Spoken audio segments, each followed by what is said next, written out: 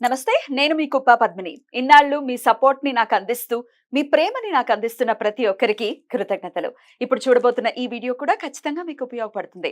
Like, share and subscribe చేసి మీ ఇష్టాన్ని అలాగే మీ సపోర్ట్ ని నాకు అందించండి. అలాగే ఈ వీడియో పట్ల మీ అభిప్రాయాన్ని కమెంట్ సెక్షన్ లో కమెంట్ చేసి నాకు తెలియజేయండి. నమస్తే. Welcome to our channel. నేను పద్మిని. ప్రస్తుతంతో పాటు వేదిక ఆస్ట్రాలజర్ అవినాష్ దాస్ ఉన్నారు. మాట్లాడదాం. అవినాష్ గారు నమస్తే అండి. నమస్తే అండి. కుజుడు, మార్స్ ఎనర్జీ అన్నిటికంటే చాలా పెక్యులర్ గా అండ్ వెరీ పవర్ఫుల్ గా ఉంటుంది కదా. మార్స్ ఎనర్జీ మంచి మార్గంలో ఉంటే కనుక డెఫినెట్ గా వీరత్వం ఉంటుంది. కొంత మార్స్ నెగటివ్ ఇంపాక్ట్ కనుక ఉంటే భయంకరమైన కోపము ఉంటుంది అనేది సర్వసాధారణంగా వింటున్నాం. కోపంతో అన్నిటినీ పోగొట్టుకుంటాం ఖచ్చితంగా. తన కోపమే తన శత్రువు అని ఊరికే అనలేదు కదా. ఖచ్చితంగా కోపంతో అన్ని పోగొట్టుకుంటాం. అయితే కోపం అనేది ఖచ్చితంగా నటించాల్సినటువంటి విషయం. కోపాన్ని నటించాలి కానీ కోపం తెచ్చేసుకోకూడదు కదా. ఆ సమన్వయం ఎలా వస్తుంది అంటే డెఫినెట్ గా కుజుడితో రిలేట్ చేసి చెప్తూ ఉంటారు. మరి కుజుడి నుంచి మంచి రిజల్ట్సే రావాలి, నెగటివ్ ఇంపాక్ట్ ఉండకూడదు అని అంటే ఏం చేయాల్సి ఉంటుంది అవినాష్ గారు? కుజుడు కోపం అనేది సరైన సమయంలో రావాలి. కరెక్ట్. గుడ్ ఇండికేషన్ ఆఫ్ కుజుడు ఏంటంటే సరైన సమయంలో కోపం వస్తేనే మంచి కుజుడు. ఇప్పుడు రాముణ్ణి చాలా మంది ఏదేదో అంటుంటారు. ఆ టైంలో మనం కోపం వస్తే మీ కుజుడు చాలా బాగున్నాడు. రైట్.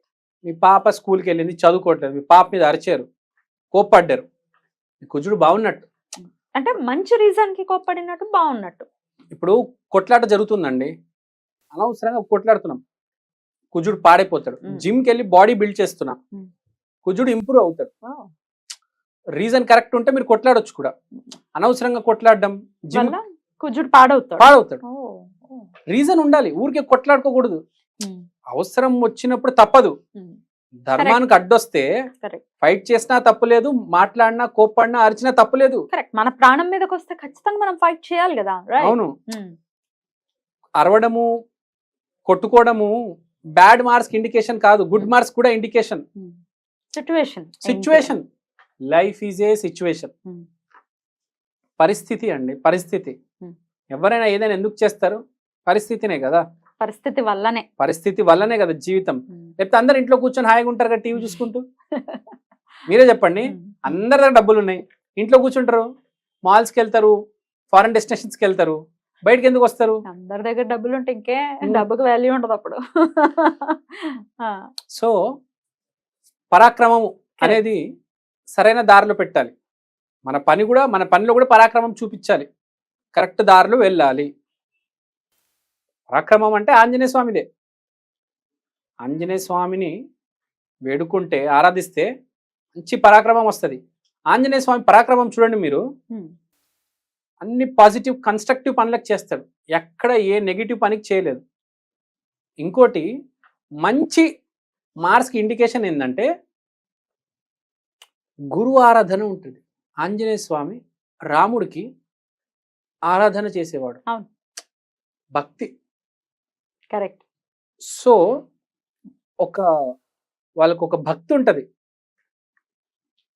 కరెక్ట్ మీద. ఇప్పుడు రాముడికి ప్రాబ్లం వచ్చింది, ఆంజనేయ స్వామి రియాక్ట్ అవుతారు కదా. అలానే మంచికి ఎప్పుడైతే ప్రాబ్లమ్స్ వస్తాయో కుజుడు రైజ్ అవుతాడు, ఫైట్ చేస్తాడు, అరుస్తాడు, కోప్పడతాడు. Correct reason. So this is Mars. 108 అనేది చాలా పవిత్రమైన నంబరు అని అంటారు. దాన్ని కలిపితే ఎంత వస్తుంది? 9.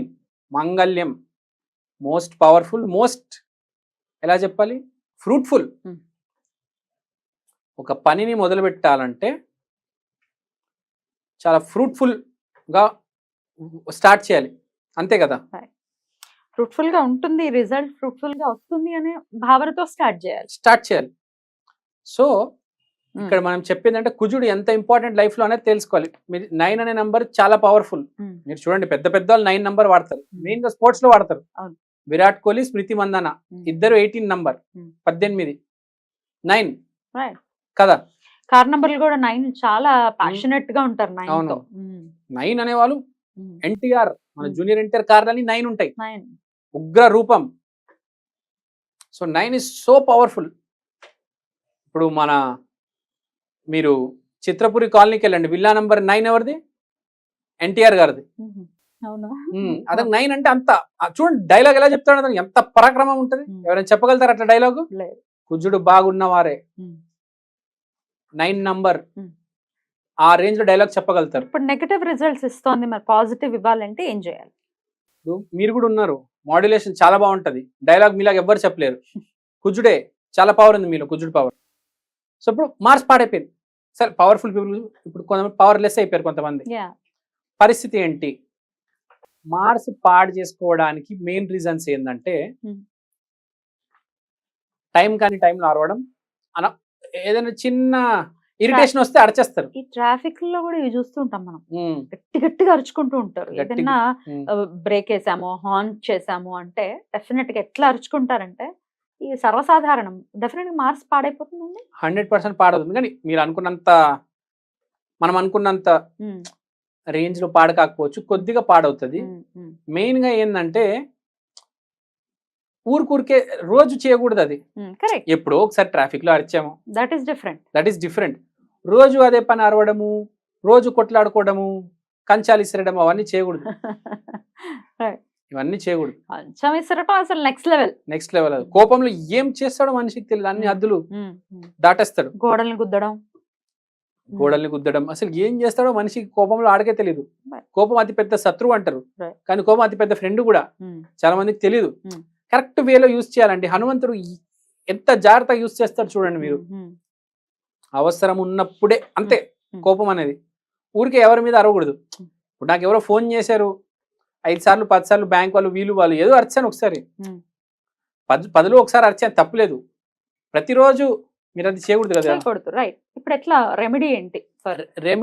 రెమెడీ కాకుండా మనం ఫస్ట్ చెప్తాను. ఒక చిన్న రెమెడీ దేని వల్ల పాడవుతుందంటే, మార్స్ అంటే ఇంట్లో కిచెనే. మంట నిప్పు ఎక్కడ ఉంటది? కిచెన్ లోనే. That is the place of fire. మార్స్ మన వంట గది, ఆగ్నేయం అంటే అగ్ని. అగ్ని ఎక్కడ? మార్స్. ఫైరే కదా మార్స్ అంటే. సో వంట గదిలో మనము, సో వంట గదిలో అగ్ని ఉండాలి, మంట ఉండాలి.